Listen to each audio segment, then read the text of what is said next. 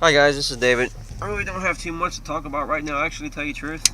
But actually, let me put this in here real quick. There we go. Oops. But I actually had an interview though this morning, so we'll have to see how that goes. I think it actually went pretty good, but we'll see though. Um, just got done eating right now. As far as one of the free places that I eat at again too, and I'm actually trying to get over a cold right now too. This past week I've actually had a cold. It's lots of congestion, of course coughing, nose running all the time, and sneezing and stuff like that. So it's not a thing where I got like a fever or anything though. I haven't, or at least I haven't noticed if I do have it though. But what I'm actually thinking about doing right now actually is heading out to the Air Force Museum. I was actually going to try to do that the other day, but I wasn't feeling good either on that day as well, so I decided to just go ahead and try to rest that day and not do anything. But today, I think that's what we'll do, is go ahead and head out there though. And depending on how I feel, I might even try to do something kind of funny. I might even see if I can take a nap while I'm out there too. Of course, all I gotta do is go right in the back of the van and I can take a nap. But like I said, it depends on how I feel. But another good thing too about it is the fact that I can eat in the van as well. So if I do get hungry from walking around and stuff, then I can just go right back to the van and get something to eat. And I can, of course, use the stove to warm up something. And of course, that thing is definitely working good. I actually fixed some steak in it the day before yesterday. With, well, not in it, but with the stove. I did that the day before yesterday, and they cooked it pretty good. But the only thing is that the steak that I had though was from Dollar Tree, and my suggestion would be, or opinion would be, is not to mess with the Dollar Tree steak, because it was nothing too great, that's for sure. I mean, it wasn't like the worst thing I've ever ate or anything, but it definitely was not even really worth messing with though. So that right there was an example though, as far as Dollar Tree type food though, I guess you get what you pay for them. It would have been a thing to where I would have been better off for sure to get something from Kroger's or Myers or Walmart or whatever. Hang on, guys.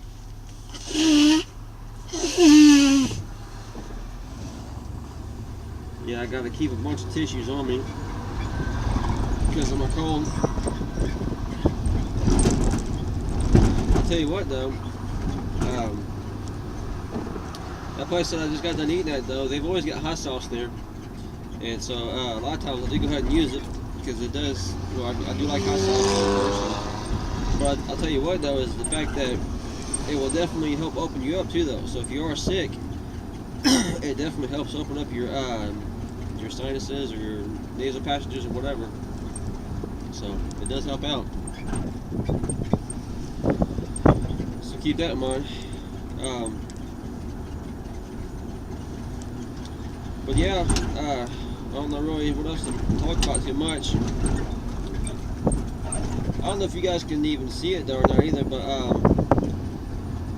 too good in the camera. But there's a place over on the right that I'm passing right now called the Cannery. That building actually has been around for many years, but many years ago it was a place where they did, of course, have, I guess, tons of things come in as far as like fruits and vegetables and stuff like that. And they, I think, sent them out to the stores, I think is what they used to do. But it was shut down though for many years. I mean, the business wasn't there, wasn't getting used or anything for many years. And then they went ahead and I guess somebody bought the building and fixed it up and went ahead and rented out some, well, I don't know if you can call them apartments, but because it's like it's like big areas though, each one. But I guess if you want to call them apartments, then so be it, whatever. But So they started running those out. But my point is that it's good to see that they did that, because there is actually a lot of buildings downtown that they need to do something with them, and it's really sad that they don't do anything with them. It's really bad that they just let them sit around and eventually, I guess, get torn down and stuff too. But really, if they wanted to, they could do something like, make a homeless shelter and things like that with them. And I mean, it wouldn't be hard to do. But another thing they could do, for that matter, is not have it to where it's just like a homeless shelter, just to have somebody to sleep there for free. But they can also have some working type programs in there as well to help people out. They can do stuff like put a fishery in there as well, because I've seen that as well, to where people, like individuals for that matter, has done that in their own basements and stuff. And that is that they get a thing that looks like a small swimming pool, I guess is what you would call it. I don't know, I forgot what the actual name of it would be. And they put the fish in there, and they grow them, of course, feed them and stuff, and then they later on go ahead and sell them. They eat them and they sell them and stuff. So that's the type of thing too that you can do when you got a building that has a lot of space in it that's not getting used. That you can even grow crops and stuff too, because you can do you can even do indoor crops as well. So there's lots of things you can do as far as having people, work there as well and helping out and stuff, and actually being productive as well. But here in downtown Dayton, though, like I said, that's where most of those are at. Most of those buildings where they're not doing anything with them, though. And that's a real shame, because there's some of those buildings that are big. I mean, they got a lot of space and a lot of square footage to where a lot of people could be staying in them and helping out a lot of people, though. Now, of course, too, it's also a matter of they would need to kind of pay attention or weed through the people, as far as the ones that are serious, though, as far as trying to get something done, though, as well, because I mean, obviously there's going to be some people out there that are just on drugs and not trying to do anything and not care about life and stuff too. So that's the thing to where they need to weed through the people as well. So I mean, it's nothing that can't easily be done, though.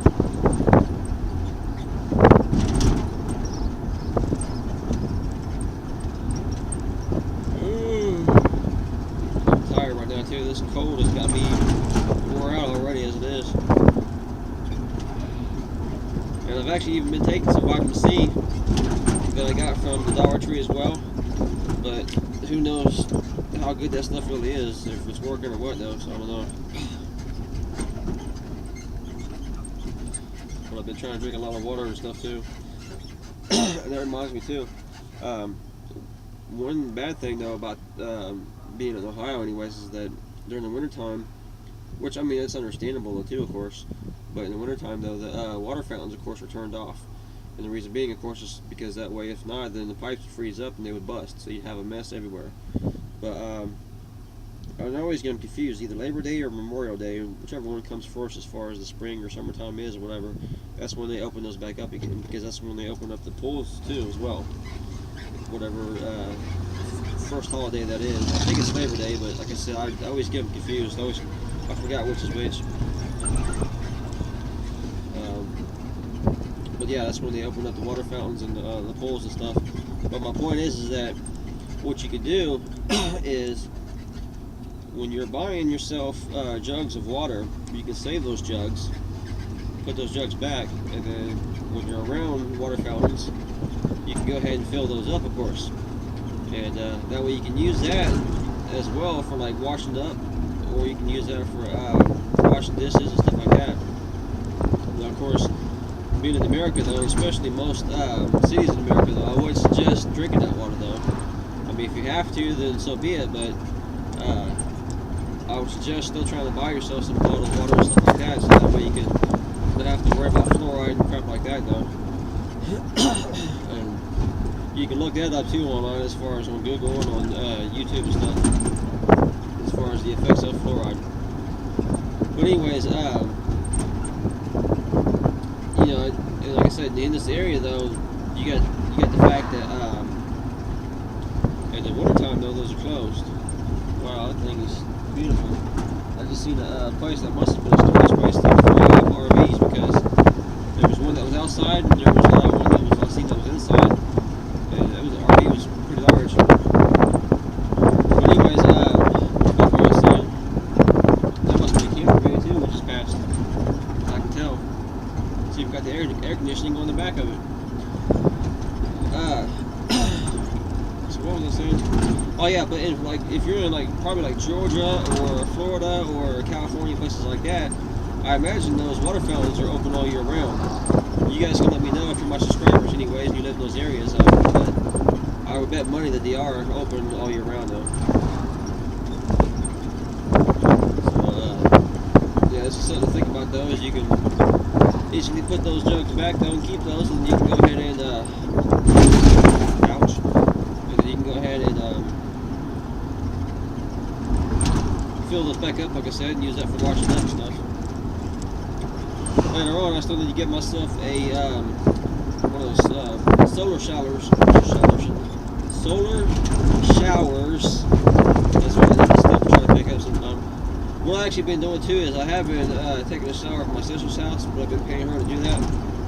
But later on, I'm gonna try to get myself one of those solar showers, and also when I start working again too, I'm still gonna get myself a membership for the gym, and that way I can take a shower there as well too.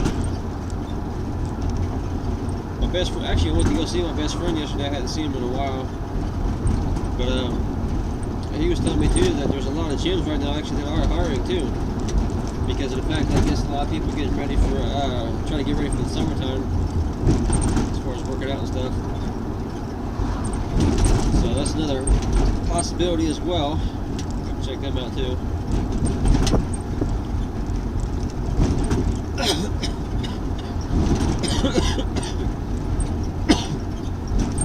Yeah, as you can probably hear, I definitely got some congestion going on though, for sure.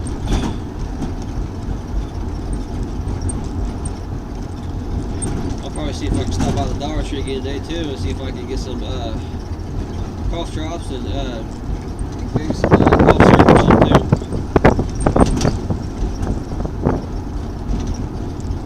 Because they got some, I think they got some stuff there too. It's like Robitussin, I guess is what it's like. But of course, it's a generic version of it.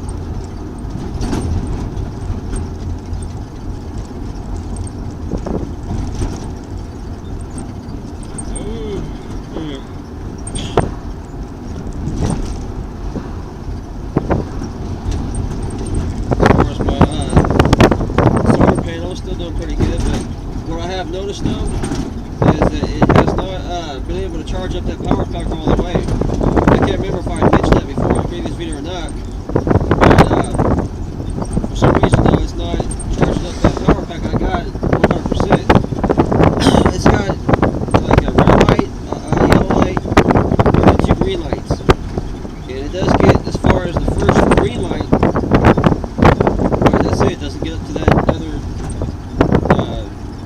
being full top of green light. The green light that be showing that's all the way forward. So I don't know if it's well, I don't know what the case is why it's not, charged up all the way. Because I would have figured that by now, especially with having it out in a full day of sun, that would have charged up for sure though. All the way anyways. But I mean again too, it is only a 13 watt solar panel, so you can't expect a miracle with it though. I just seen another camper van. Oh, actually I just seen something else too that gave me another idea as well. Another thing to think about is if someday the crap ever did hit the fan and you don't already have a solar panel, one of the easiest ways to go ahead and grab one real quick is to go to bus stops. A lot of city bus stops nowadays, if you're really looking and you're paying attention, they have solar panels on them, especially the ones that has the bench seats and all that. And they have them there, of course, so that way they're using that solar power to for the lights to light up the bench or whatever. So there's a lot of them actually that has them. So all you gotta do is stop by there real quick, stop by one of those, and go ahead and grab yourself one. Of course, you want to try to make sure you got some tools probably, so you can actually take it off of there. But yeah, it's definitely ideal though, because I mean, to tell you the truth, if the crap ever hit the fan, and I don't already have my solar panels I would need at that point, I'm grabbing one. I'm doing that for sure.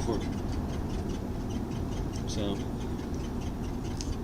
because that way all you gotta do is hook your wires up to it, and hook it up to a battery, and you're all set. Which would be nice too. If I already have some batteries as well, but I'm gonna be working on that too. Prohibited water bottles, coolers, backpacks, weapons, and food. Okay. Well, that's a bunch of crap. Why would water bottles be prohibited?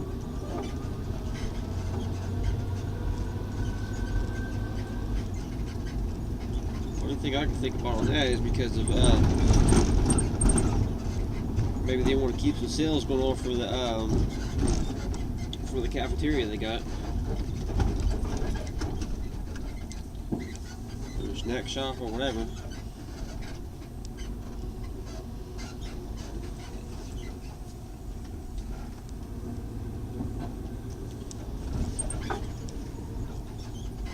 I wonder if those pumps are working on that too. Of course, they got a park area too here on the museum grounds, and they got water pumps and stuff there too. They're not water fountains; you actually have to pump it and stuff. But I wonder if they're actually even working on that. Because if so, that might be a good idea to try to fill up with some water right now too, as it is for that matter. Since I was already talking about it. But I'm actually too still in my interview clothes. So I'm gonna go ahead and get changed out of my interview clothes and put on some regular jeans and stuff like that. And then I'm gonna go in there and start doing some clips. So I'll make sure I get some clips of this place, and later on today I'll go ahead and get this uploaded. So I'll be back with you guys later on here a little bit. This is one of the areas as far as when you come into the museum. This is like the early years.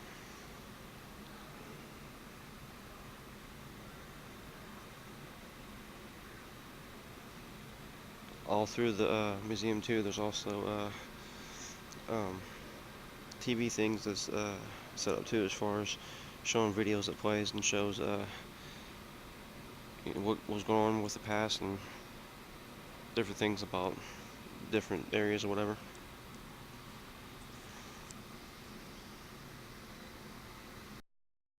This is one of the different ones they have too, as far as showing a video. This one's about Disney actually. Not sure how well you can see that.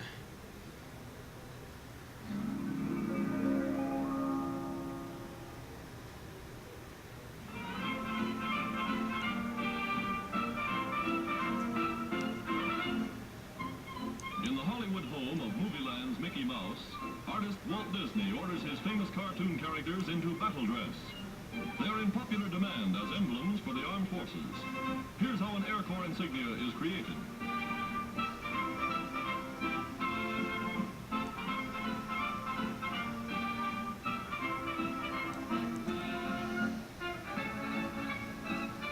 This assignment is for the Marines Amphibious Force, a very tough commando tortoise ready for the warpath.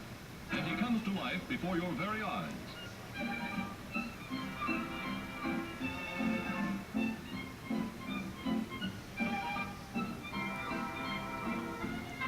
Looks like it's probably too hard to see through the screen. Ready for delivery is decorated with ferocious Pluto. The inscription tells the story. He's itching for a fight.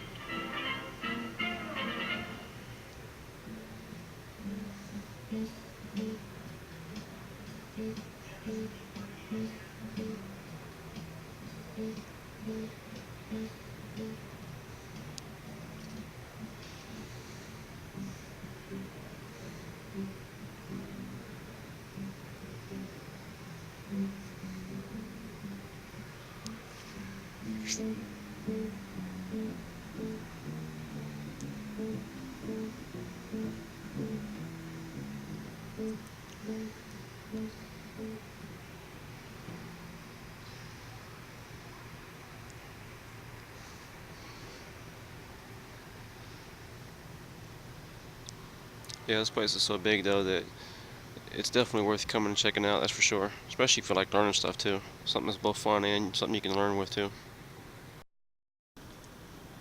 Here's just another one of the mini scenes that they've got with one of the big airplanes again. And this airplane's actually got a very interesting name.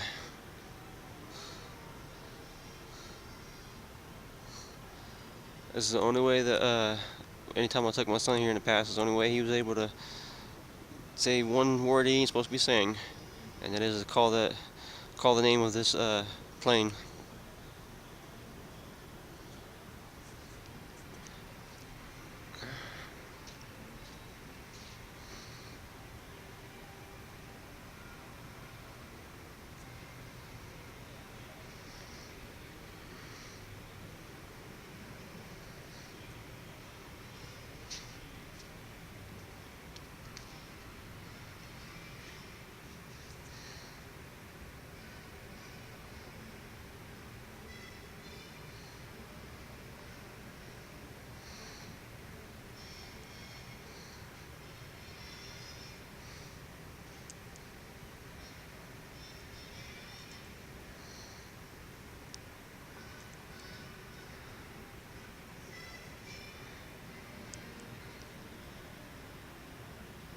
And there's a bomber over there. I'll get closer. This is that bomber up close. You can tell too with all those marks on there, it was definitely busy, that's for sure. It's a lot of bombs.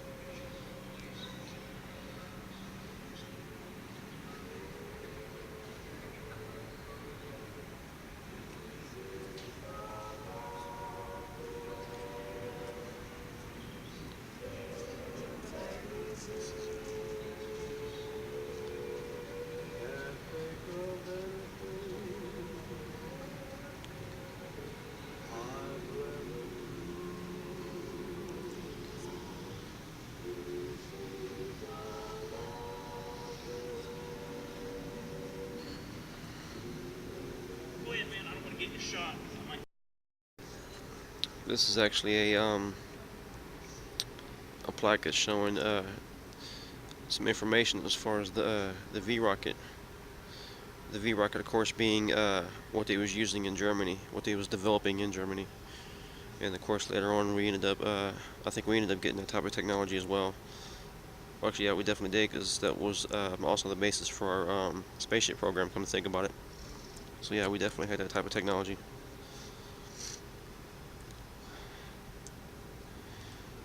And here in a second, I'll go ahead and show you the actual V rocket. The thing is, of course, huge.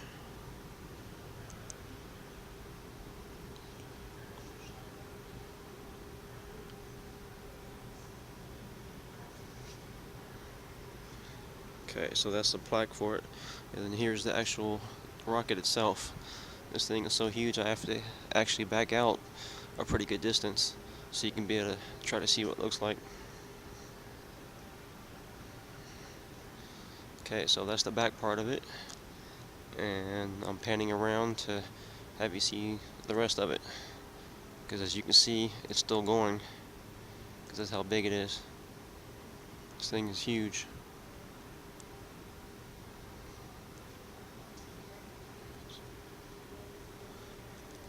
I would think that if you stood this up, it'd probably be about 2 stories, maybe even more, as far as how big it is.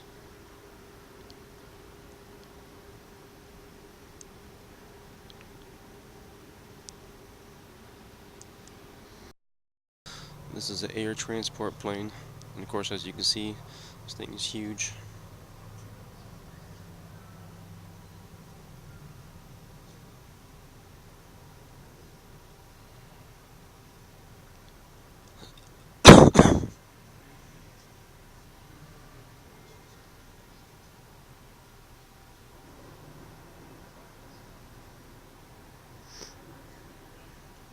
There's a whole bunch of plaques here too. I'm not sure why there's so many of them.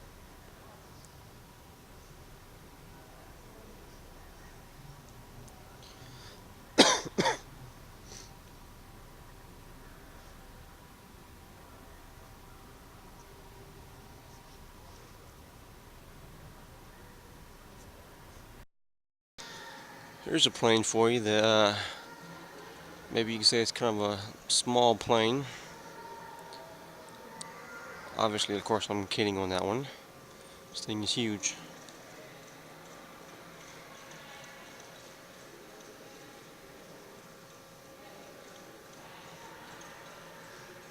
This is getting to where it's newer type stuff as far as the area I'm in now. Got some jets. Well, you got a jet down there, and you got a jet that's over here as well too.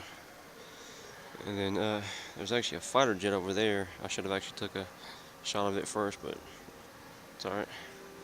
And then there's a, I'm not sure what kind of plane that is up there. I found Darth Vader.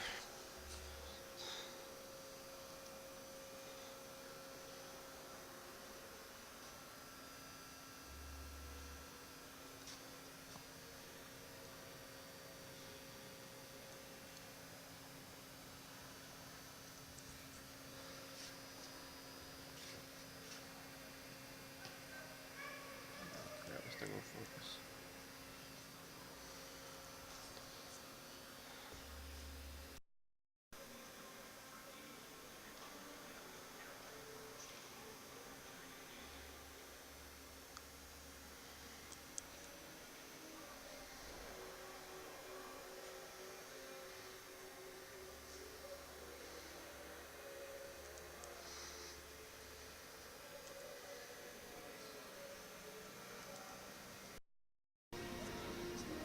That is a nice looking plane.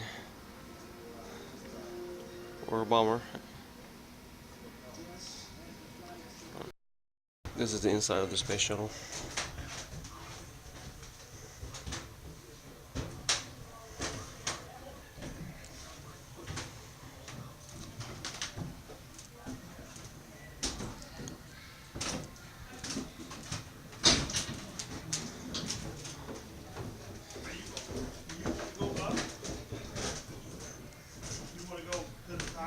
This is just one compartment. This is a scene of a satellite. I guess it was one of the earliest type of satellites that was sent up.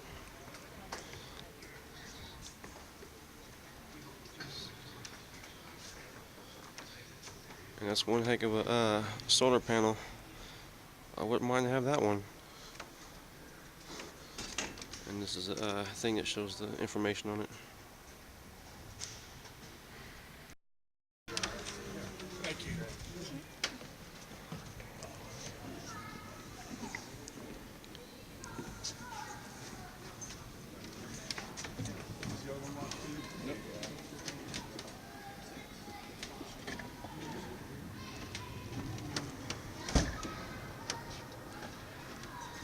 Which gallery you want for tonight?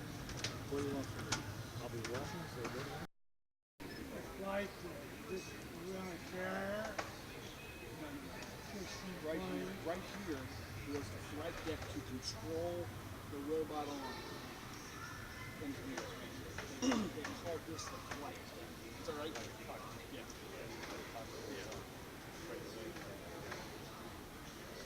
You ready? All right.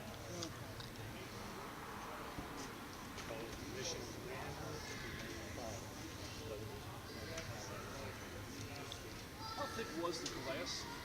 Do you know?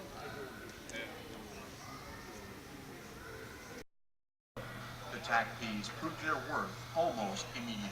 So we got a signal vehicle in the road ahead of us. In the middle of the road where? They determined the vehicle to be no threat. Roger, sir. He's like now halfway on the road. Okay. The convoy drives on to the first stop on today's mission.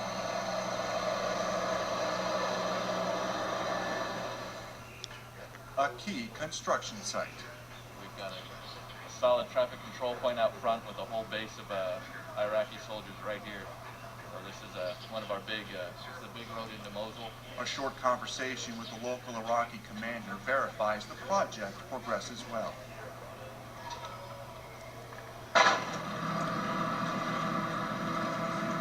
The next stop, a visit with the local mayor. The TACPs direct a few jets over the town in a show of force. The sound of jet engines comes through loud and clear as eyes seek upward for any sign of movement. The jets may seem small, but the bad guys know these planes see everything.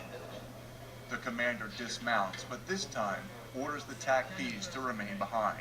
The commander wants us to stand by. He wants us to control the rotary wing and the fixed wing, coordinate the overwatch of this site. We have dismounted personnel searching through the village right now for the mayor. I'd like you to keep eyes on them. Bobcat 3, this is Victor 1. I read you loud and clear. The visit ends without incident. Time to say goodbye. I've had a taxi in my vehicle almost the entire 6 months I've been here. Fantastic support. Support that ensures the men of this striker team go home tonight, safe and sound. Tech Sergeant George Maurer, AFN News.